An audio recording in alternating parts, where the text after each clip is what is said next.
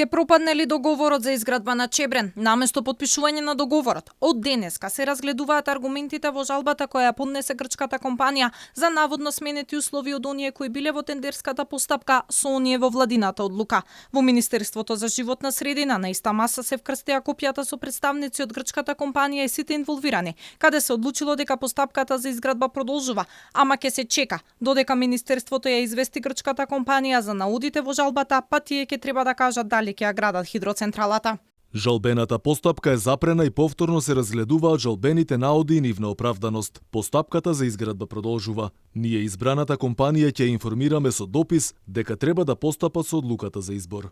Челниците на Илинденска пак даваа изјави дека не постои никаква жалба и дека договорот за изградба е вметнат во тендерската документација. Премиерот Ковачевски денеска не знаеше ништо за жалбата и го задолжил Министерството за животна средина за спроведување на постапката за изградба на Чебрен.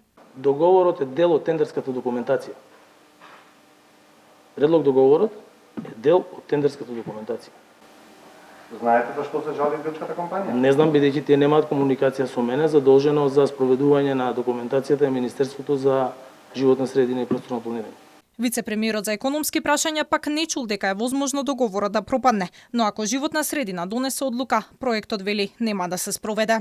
Ако има одредени жалби, тие се носат до комисијата и до Министерството за животна средина, кое што е министерство задолжено за проектот за Чебрен.